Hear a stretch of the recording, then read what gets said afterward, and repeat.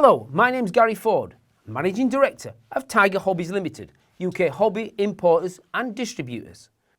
On September the 1st, 1939, the forces of Nazi Germany swept into Poland and the official start of the Second World War, even though we kind of all know it kicked off in 1937. The Germans, with their tactical-based air force, the Luftwaffe, was soon in action. The initial attacks were drove off by plucky little PZL P-11 fighters, as seen behind me, were slowly shot out the skies, leaving the city of Warsaw with only AA guns. And on the 25th of September 1939, a large fleet of bombers, again led by mad Nazi Wolfram von Richthofen, a relation of the Red Baron, dropped 600 tons of bombs on Warsaw, and again on the 26th of September, with the city surrendering on the 27th of September. Polish civilian dead were reported by the world's press of up to 40,000. The Germans reported 7,000. But the fear of bombing spread like wildfire throughout Europe and Great Britain. President Roosevelt begged nations to restrict bombing to military targets, but Warsaw put paid to that. But after the fall of Poland officially in October 1939, and remember, on the 17th of September 1939, the Soviet Union invaded from the east, and World War II went into a period of stalemate known as the Phoney War. Royal Air Force Bomber Command, generally in this period, restricted to leaflet dropping and mine laying, and to try to build up its bomber force, which was still quite small even at the start of World War II. We shall briefly look at some of the aircraft of Bomber Command in 1939 and early 1940. First, the Vickers Wellington, designed by Barnes Wallis, he of the upkeep mind of the Dam Busters fame, was the chief designer at Vickers and used a form of geodetic airframe that was light and extremely strong. The Wellington was the RAF's only real bomber with any range of about 2,500 miles, speed of about 235 miles an hour, with a bomb load of about 4,500 pounds, an altitude of some 18,000 feet, and it was the most produced of all British bombers, with almost 12,000 built. The second is the Armstrong Whitworth Whitley, flying for the first time in 1936, about the same time as the Wellington, but kind of overshadowed by it, and built in somewhat less numbers, only about 1,800 units. It had a decent range of about 1,600 miles and a speed of about 230 miles per hour. Bomb load, very decent at 7,000, but an excellent altitude of 26,000 feet. But at the start of the war, the Whitleys of 4 Group were actually the only trained night bomber force in the RAF, if not the world. On paper, this was the best of the bombers, and the only designed night bomber, the rest of them being pure day bombers. And losses of Whitleys were generally lower as they operated at night in the early part of World War II. The next bomber, which I've got here, is the Hadley Page Antman, known as the Flying Suitcase. As you can see, when you look from the front, it's very, very narrow. It was a fast bomber, but again built in very low numbers, around about 1,500 units. Good speed though, close to 250 miles an hour, and a range of about 1,700 miles. Bomb load, about 4,000 pounds, and a service ceiling of about 19,000 feet. It would lead to the youngest VC of the war, 18-year-old gunner Sergeant John Hanna. On top of this, Bomber Command were equipped with single-engine bombers, such as Fairey Battles and Vickers Wellesley, plus light twin-engine bombers, such as the Bristol Blenheim. RAF Bomber Command didn't carry out many actual raids during the actual Phoney War, and generally restricted to by the rules of engagement. One of these early battles, though, where they did go operational, was the Battle for Heligoland Bight in December 1939, when the father of actress Minnie Driver, LAC Driver, won the Distinguished Flying Medal for his actions in the rear turret of a Wellington, battling German fighters. But the raid was a total disaster, and over half the force of Wellingtons were shot down, and this put a stop to daylight bombing for the Royal Air Force. In May 1940, the Germans attacked in the west, and the gloves restricting bombing targets would soon come off. Many RAF aircraft, including Bomber Command aircraft attached to the Advanced Air Striking Force, the AASF, Battles and Blenheims, would be destroyed on the ground by the Luftwaffe. The rest of the ferry battles would fight valiantly against advancing German forces in Blitzkrieg, famously over the bridges of the Albert Canal, where Flying Officer Garland and Sergeant Gray were awarded the Victoria Cross, the first on a Bomber Command aircraft. It would not be the last. Controversially, LSE Reynolds, the gunner on the aircraft, got nothing.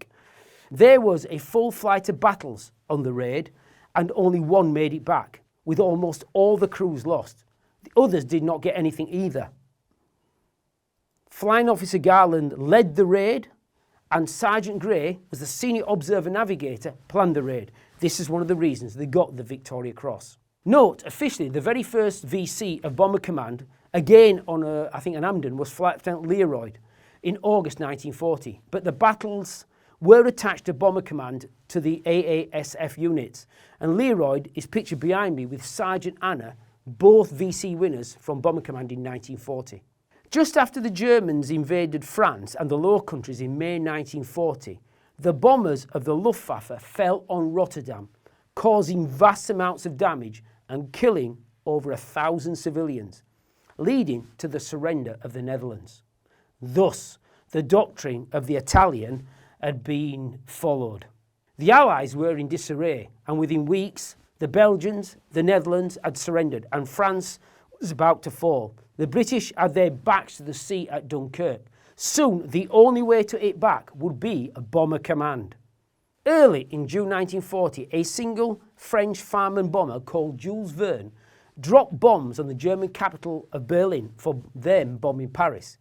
It did little damage, but certainly rattled the Germans. Later on, Bomber Command would really rattle the Germans, and even more, possibly change the course of the Battle of Britain. With the Battle of Britain raging in the summer skies, German bomber fleets of huge numbers attacked the British airfields and radar stations, with the ones over southern Britain protected by gaddles of Bf-109 fighters. On the northern raids, carried out with little or no fighter escorts, they were shot out the skies by Spitfires and Hurricanes, showing Hun-protected bombers during the day were easy meat for fighters, something the Americans would not learn in their bombing raids over Germany up to late 1943. On the 24th of August 1940, German bombers bombed the central London by mistake, having been under orders not to do so. Churchill then ordered the Royal Air Force Bomber Command to strike Berlin.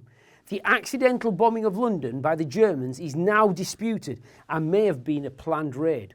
But the consequences were that on the night of the 25th and 26th of August 1940, Royal Air Force Bomber Command sent a fleet of 95 bombers, mainly Wellingtons and Amdens, to hit Berlin. The damage was light, but it infuriated Hitler and made a total ass of Goering. They reacted by turning on the cities of the UK in what would be known as the Blitz from September 1940 to May 1941. The Blitz was on one hand would take the pressure off RAF Fighter Command during the critical time in late August 1940 and September 1940, but it would cost the lives of over 40,000 plus British civilians and showed our night defences lacking early in the Blitz.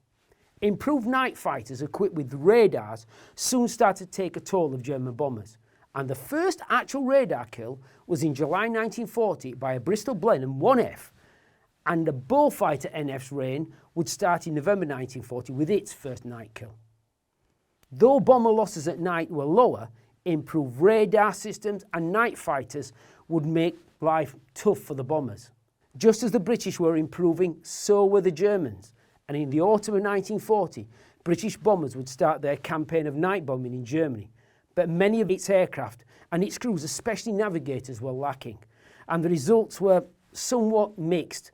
But the bombers did rattle the Germans, who now had to move resources to stop the RAF at night. Most of the targets were military, but inaccuracies of bombing would lead to a good number of German civilian casualties. As a point of note, early in the war, there were only two types of aircrew category in the Royal Air Force: pilot and observer. There were no professional navigators, bomb aimers, that was carried out by the observer, no flight engineers, wireless operators or air gunners. The wireless and gunner posts were generally carried out by ground trades who volunteered for aircrew duties, hence LAC or leading aircraftsman aircrew early in the war. The minimum rank of sergeant was introduced for all new aircrew in May 1940, but the LACs continued to serve after that, but eventually all would be moved over to the rank of sergeant. Introduced in July 1940, but not attaining operational status until January 1941, the first of the Royal Air Force 4-engine heavies, the Short Stirling, seen here in model kit form by Italieri, followed in a few months by the Hadley Page Halifax, seen here down below me in die-cast form by Corgi. These were large and complicated aircraft and needed far better trained crews. By early 1942, the observer title was dropped in favour of the specialist grade of Navigator and Bomb Aimer, with training carried out in North America for all pilots, navigators and air bombers. This was called PNB, Pilot Navigator Bomber. If you volunteered for aircrew, you were streamed after grading in one of the aircrew reception centres, usually at a university like Cambridge and Oxford, and graded either PNB or air gunner or wireless operator. The PNB would then be shipped to North America. It was a bit of a con. Most naturally wanted to be pilots, but by late 1942, it was talented navigators they were looking for. If you showed an aptitude to be a cracking navigator, we'll always find another driver, and navigating you will go. We will show later the importance of the navigator in a later episode.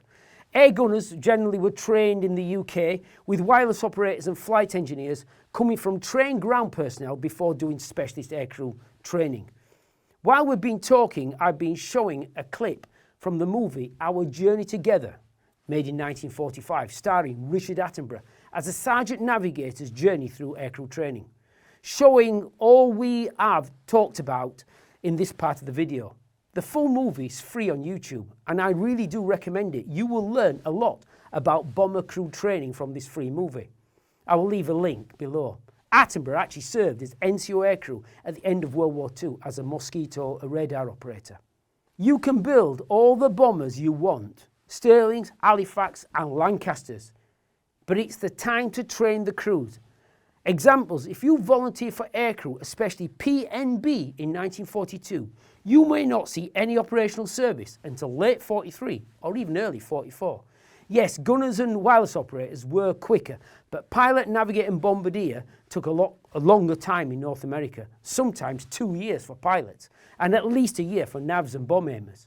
And all were volunteers. No one were forced to go into aircrew in the Royal Air Force in World War II, but once qualified and on a squadron, there was little chance of turning back.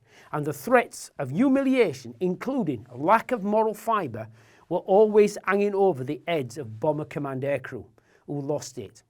I will cover this in more detail later in a special episode where I uncover one of the missing clues to lack of moral fibre, located right here as we are in Sheffield.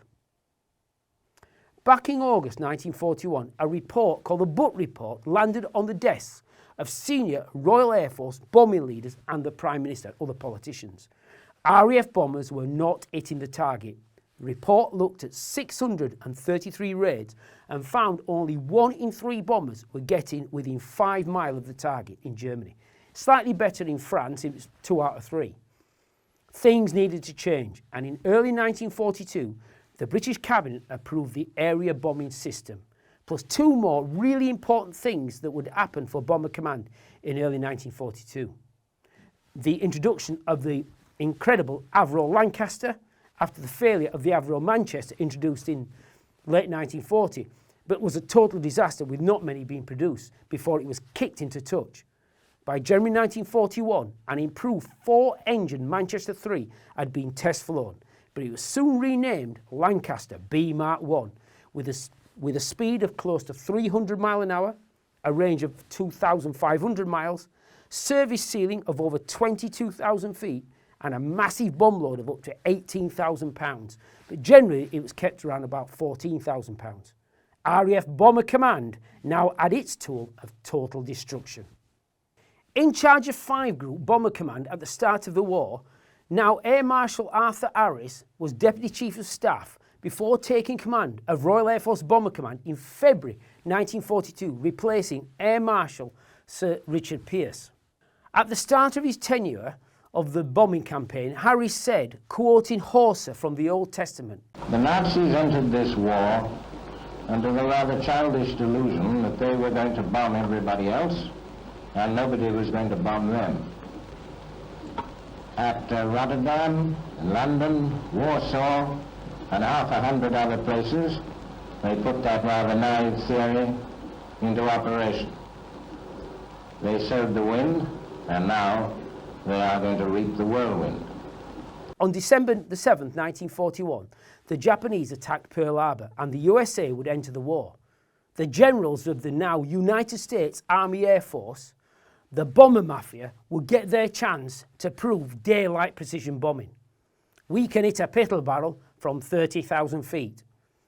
By February 1942, just as the Lancaster, seen here behind me in incredible 1/32nd scale, was coming into service and Harris taking over Royal Air Force Bomber Command, the first headquarter elements of the USAAF were arriving in Britain under the name of the 8th Air Force and its bombing operation, the 8th Bomber Command.